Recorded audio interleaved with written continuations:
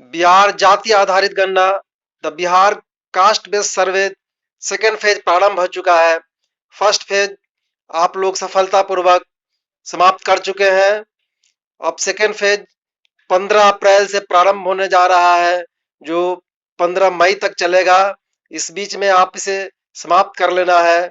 सब कुछ सीखेंगे स्टेप बाय स्टेप।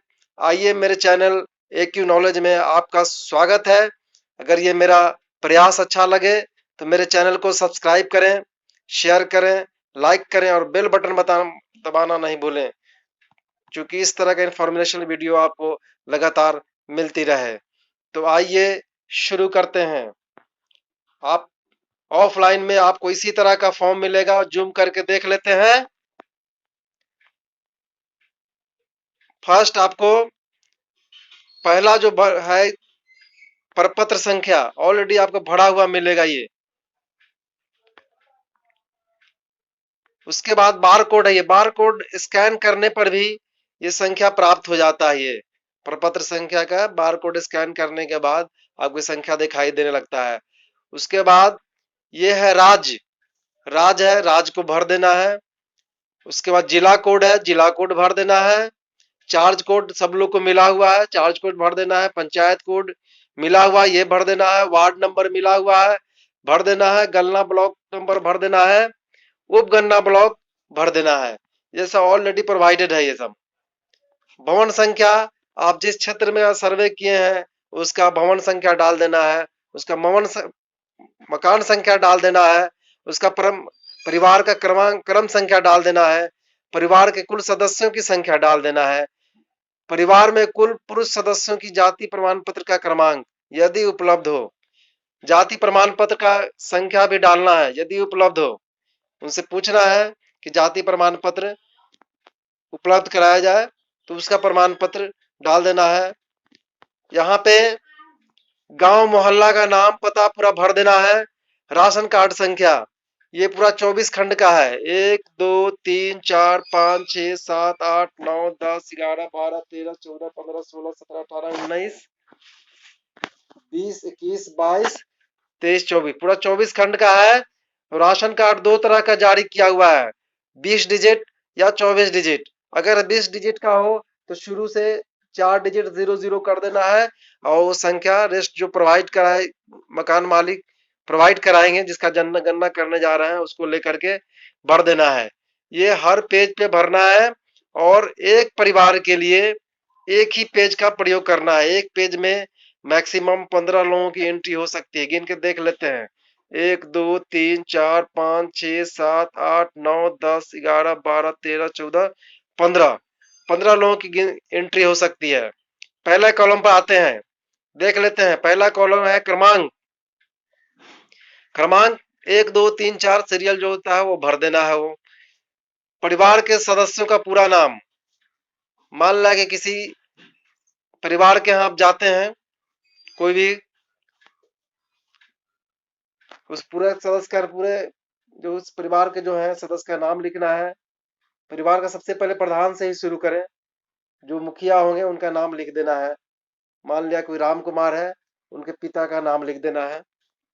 फिर उनके सदस्य का नाम जो 3 4 जो होंगे सब नीचे लिखते चले जाना है। फिर सेकेंड कॉलम पर आएंगे, पिता पति का नाम। 1 नंबर सदस्य लिखे हैं, उनके पिता या पति का नाम पूरा सीरियल वाइज लिख देना है। कॉलम नंबर 3 में परिवार के प्रधान से संबंध।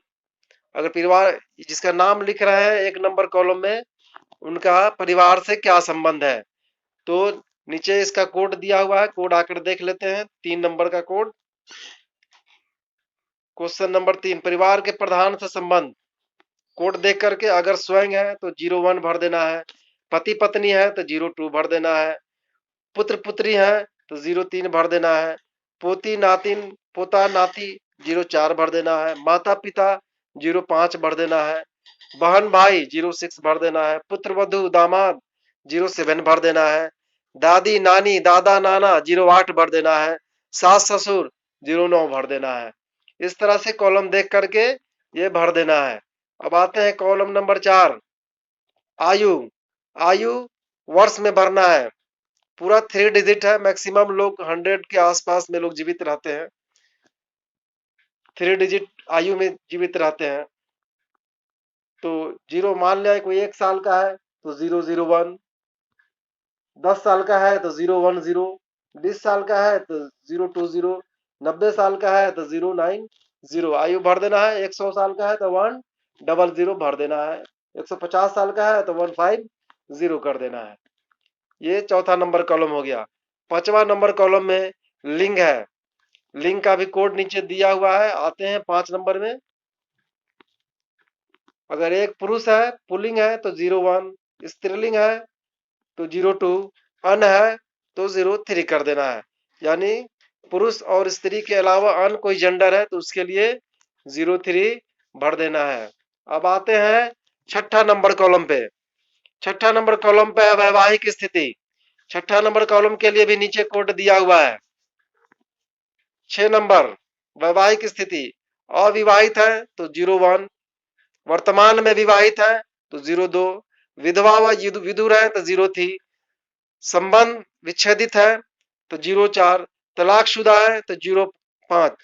यहाँ पे कंफ्यूजिंग क्वेश्चन है। संबंध विच्छेदित और तलाकशुदा, जो कोर्ट कचहरी के माध्यम से संबंध विच्छेदित है वो 04 हो जाएगा। जो धार्मिक रीति रिवाज के हिसाब से तलाकशुदा है वह 05 हो जाएगा। आइए आगे के कॉलम में आते हैं। 7वां नंबर कॉलम धर्म। धर्म का भी कोड नीचे दिया गया है, वो देख करके नीचे आते हैं 7वां नंबर कॉलम पे। धर्म, अगर हिंदू है तो 01, इस्लाम यानी मुस्लिम फॉलोअर्स है तो 02, ईसाई है तो 03, सिख है तो 04, बौद्ध है तो 05, जैन है तो 06, अन्य धर्म के हैं इसके अलावा भी कोई धर्म मानने वाले हैं तो 07 कर देना है। कोई धर्म नहीं, नास्तिक है तो 08 भर देना है। अगर इस धर्म के अलावा भी कोई धर्म बताता है तो उसे अन्य धर्म में कर देना है। कोई धर्म नहीं है तो नास्तिक कर देना है। आइए 8वां नंबर कॉलम में आते हैं। जाति का नाम एवं कोड, बहुत ही महत्वपूर्ण है ये। जाति पूछ लेना है किस जाति का है, आगे कोड यहाँ लिख देना है। सब ये कोड प्रोवाइड कराया जाएगा आप लोगों को। देखिए जाति का कोड नीचे संलग्न है। जाति के कोड पे आते हैं, निकाल करके आते हैं। ये जाति का कोड है। ये मान लिया कि कोई इसी में से किसी को लेते हैं, बनिया है, अवध बनिया बताता है कि बनिया है तो उसका कोड 6 लिख देना है। उसी तरह कोई बताता है कि हम कलंदर है तो उसको 16 लिख देना है। कोई बताता है कानू है तो 20 लिख देना है। कोई बताता है कास्त है तो 22 लिख देना है। कोई बताता है कुर्मी है तो 25 लिख देना है। इसी तरह ये जाति का कोड हो गया, बहुत ही महत्वपूर्ण है। इसको भरना है, पूछ करके बहुत आराम से भरना है इसे, कोडिंग में गलती नहीं हो। 9वां कॉलम में है शैक्षणिक योग्यता, उसके लिए भी कोड दिया हुआ है, उसको भी देख लेते हैं। शैक्षणिक योग्यता के लिए कोड दिया हुआ है। ये शैक्षणिक योग्यता है। ये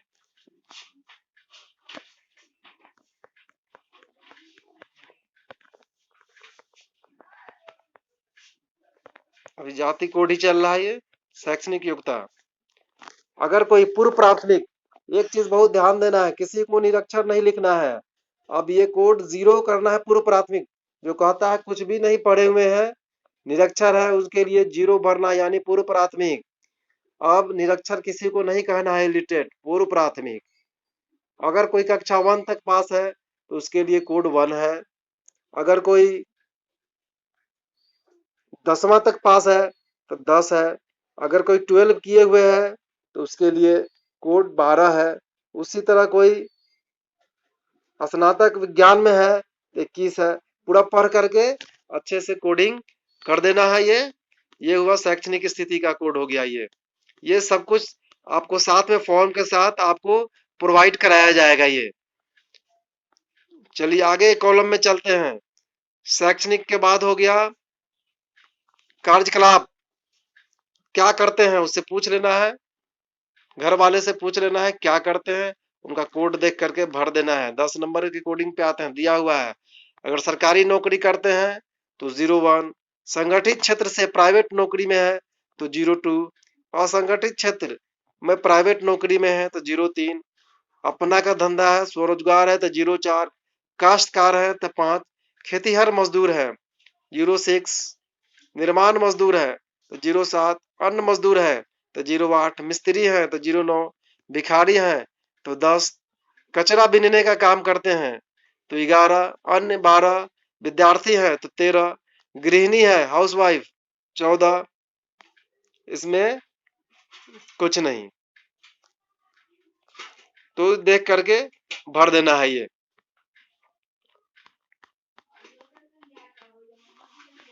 अगला कॉलम में आते हैं, ये कार्यकलाप समझ करके भर देना है। आवासीय स्थिति, अगर किसी का उसका भी कोडिंग दिया हुआ है 11 में आ जाते हैं।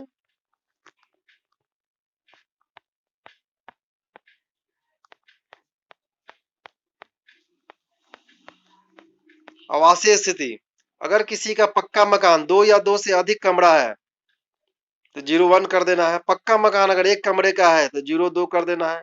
खपराइल या टीन का छत है तो 03, झोपड़ी है तो 4, आवासहीन है तो 05 कर देना है। आगे चलते हैं 12वां नंबर कॉलम पे। 12 नंबर कॉलम है अस्थायी प्रवासीय स्थिति। 12 नंबर कॉलम में जो कोड है उसको देख करके भर देना है ये। 12 नंबर कोड पे आते हैं। अगर लागू नहीं है, कोई इस पे लागू नहीं होता है तो 01 भर देना है। बिहार के अन्य स्थान पर नौकरी या रोजगार तो 02 कर देते हैं। बिहार के अन्य स्थान पर शिक्षा 03, अन्य राज्य में नौकरी या रोजगार 04, अन्य देश में नौकरी या रोजगार 05, अन्य राज्य में शिक्षा 06, अन्य देश में शिक्षा 07। इस तरह देख करके कोड अच्छे से भर देना है।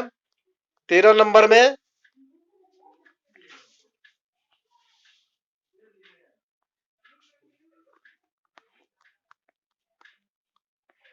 13 नंबर कॉलम देख लेते हैं क्या है।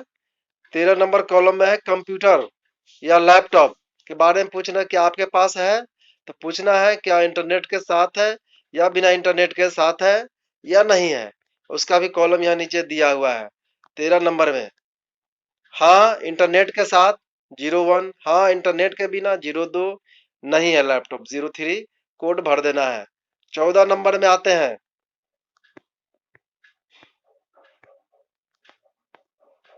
14 नंबर में है मोटर या वाहन, उसका भी नीचे कोडिंग दिया हुआ है, देख करके भर देना है मोटर वाहन का।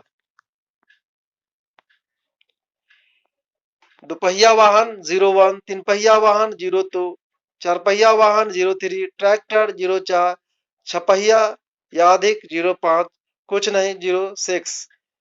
इसमें अगर किसी के पास दुपहिया, चार पहिया, 6 पहिए वाला भी है तो अधिकतम वाला जो होगा वही कोड बढ़ाएगा। अगर 6 पहिया वाहन भी है तो 05 वाला बढ़ाएगा ये।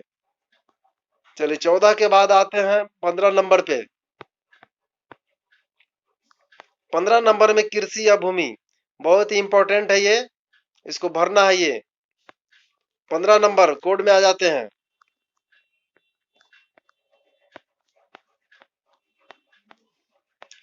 अगर किसी के पास शून्य भूमि है तो 01 कृषि योग्य, शून्य से अधिक और 50 डिसमल तक 02, 50 डिसमल से अधिक और 1 एकड़ तक 03, 1 एकड़ से अधिक और 15 एकड़ तक 04, 1.5 एकड़ से अधिक और 2 एकड़ तक 05, 2 एकड़ से अधिक 2.5 एकड़ तक 06, 2.5 एकड़ से अधिक 3 एकड़ तक 07, 3 एकड़ से अधिक और 4 एकड़ तक 08, 4 एकड़ से अधिक 5 एकड़ तक 09, 1 एकड़ से अधिक 10।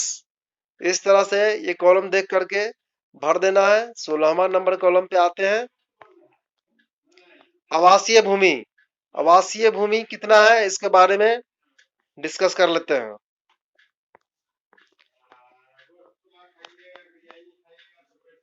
अगर आवासीय भूमि भूमिहीन है तो 01 भर देना है।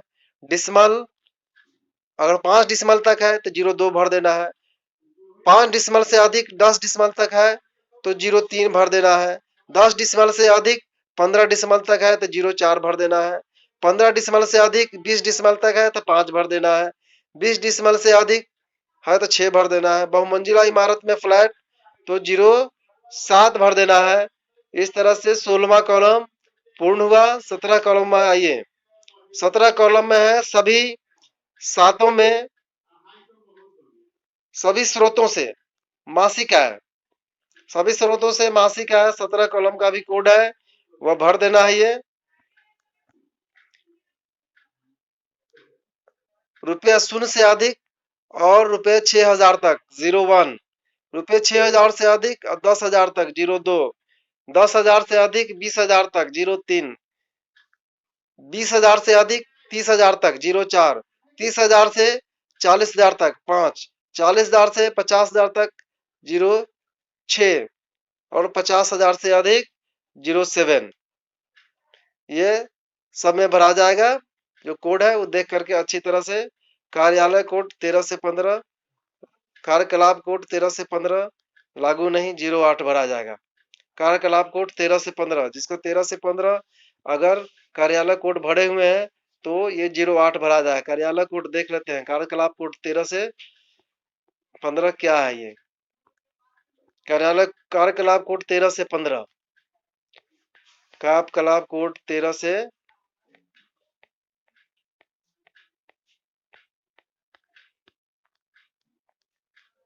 15।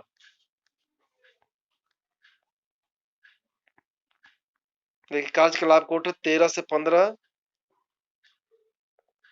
13 से 15 अगर विद्यार्थी गृहिणी और कुछ नहीं अगर भरा हुआ है तो उसमें 08 भर देना है उसमें। तो ये हो गया सभी स्रोतों 17वां नंबर कॉलम में 17 कॉलम हो गया। और लास्ट कॉलम है आधार संख्या स्वेच्छा से। ये है स्वेच्छा से लेकिन लेना ही पड़ेगा। ये हमको लगता है सभी लोगों से आधार संख्या जरूर लेना चाहिए, क्योंकि ये डुप्लीकेट जब होगा उसको पता करने के लिए बहुत आवश्यक होगा ये आधार संख्या, नहीं तो आगे आके समस्या खड़ी हो सकती है। इसलिए सभी को प्रयास करना है कि आधार संख्या जरूर लेना चाहिए। लेकिन ऐसे यहाँ पर स्वेच्छा से लिखा हुआ है। ये समझिए कि पूरे समाज का ये नाम का जाति आधारित है, लेकिन कंप्लीट दर्पण है ये पूरा खाका सरकार को उपलब्ध होगा। कल होकर के सरकार बहुत सारी इस पे योजना बनाएगी क्रियान्वयन के लिए। तो इस प्रकार से ये समाप्त हुआ ये ट्रेनिंग सेशन। अगर आपने सीखा है तो एक लाइक बटन जरूर दबाएं। Thank you.